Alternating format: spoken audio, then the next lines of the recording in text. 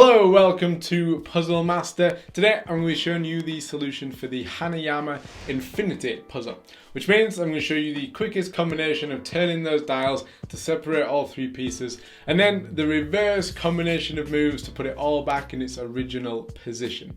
Now, the infinity puzzle is a level 6 out of a possible 6 on the Hanayama difficulty scale, and it is a level 10 out of 10 on the Puzzle Master difficulty scale. And if you haven't already got the infinity puzzle, then you can pick it up from our website puzzlemaster.ca. And without further ado, let's crack on with the solution. Okay, so here is a fully assembled infinity puzzle. For orientation purposes, I'm going to be holding the puzzle with the infinity and the Hanayama engraving on the right side of the puzzle and always facing up. So you'll already know that this side, both circles are blank. This one is the only one that has those engravings on it, and that's going to be on the right side. And because we're going to be turning these circles like dials, I'm going to refer to them as dials as we're going through. So this one's going to be the infinity dial because it has the infinity engraving, and this one is going to be the blank dial because it is blank.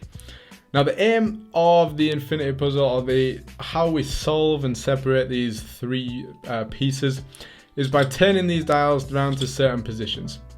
Now, the main aim is to get the blank dial with its cutout currently in this position. We want the cutout to get to this position here. However, it's not as simple as turning it clockwise one step. We have to go all the way around till it gets to this position. So, and that's the first move that we're going to do. So we're going to let the puzzle just drop and hang in this position. We're then going to pick up the dial to about halfway, and we can then turn anti-clockwise one notch. 1 out of 5 twists that we are going to be doing. Next, what we can't do is turn the dial puzzle, the blank dial, any further before we've turned the infinity dial all the way around to this position over here. And the routine that this follows repeats itself again and again and again, and you'll get sick of me repeating the combination for turning it as we go along because we have to do it that many times.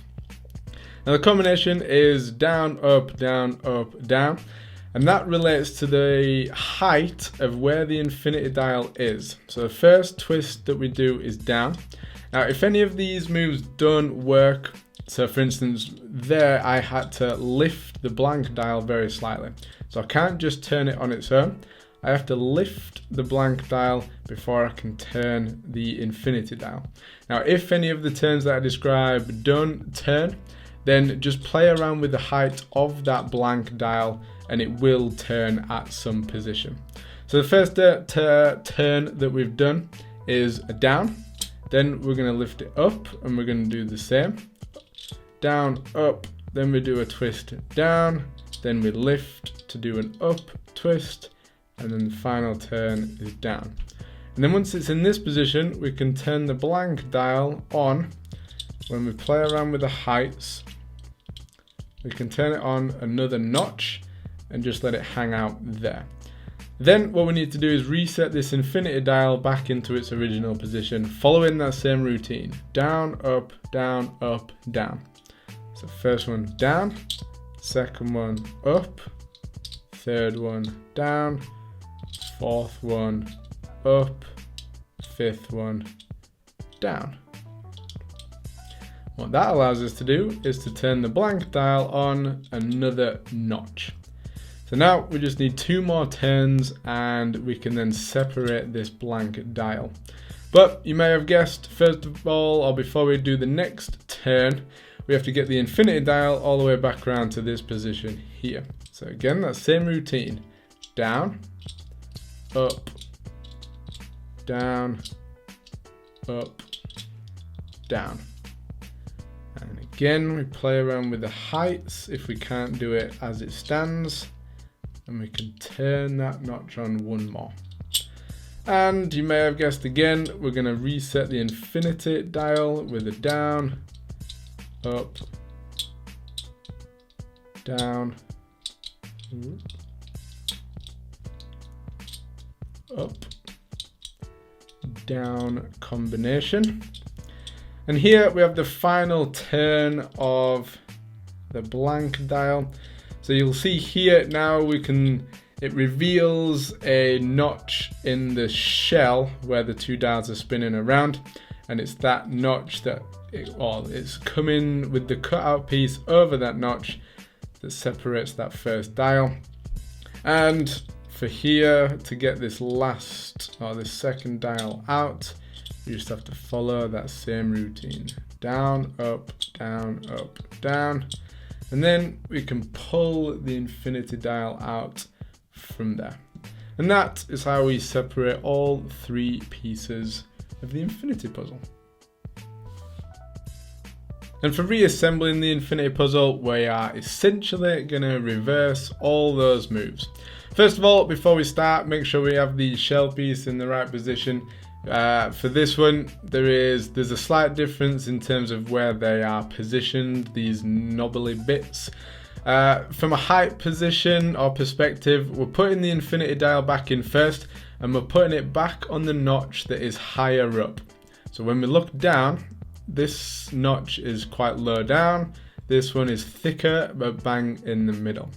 So what we're going to do is we're going to get the infinity dial, we're going to place it with its cutaway bit over that empty position, and we're going to follow that same routine. You're going to get sick of hearing me say down, up, down, up, down.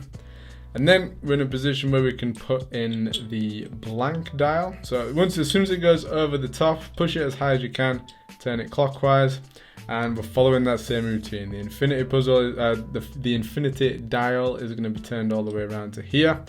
That same routine: down, up, down, up, down. And then we can move the blank dial on clockwise when we play around with the heights. There. And we reset again. Down, up, down, up, down to put the infinity dial back in its original position. We then turn the blank dial along clockwise one other notch. And good news, we've only got to do this process twice more. So we down, up, down, up, down. And again, we can when we play around with the heights, we can turn that blank dial in, let them reset, and we're then going to put the infinity back in its original position for the final time. Down, up, down, up, down. And then all we have to do is lift the blank dial slightly, turn it back into its original position, and we have reassembled the infinity puzzle. So there we go. That is how you disassemble and then reassemble the infinity puzzle. As soon as you get the concept or the idea that the aim is to turn that blank dial pretty much 360 degrees to that position where it can separate, and how you do that is by moving along one, then going one way with the infinity dial, move along, move back, move along, move back, move along, etc. As soon as you grasp that concept and that down, up, down routine that I've repeated a million times, and you don't want me to hear that, you don't want me to repeat that phrase any longer, as soon as you get that concept, it's fairly simple to then repeat.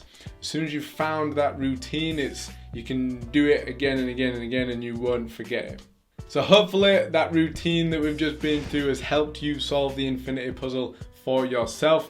And if you want to pick up some more puzzles just like the infinity puzzle, then you should check out our website puzzlemaster.ca, where we have the biggest variety of puzzles on the internet in the world.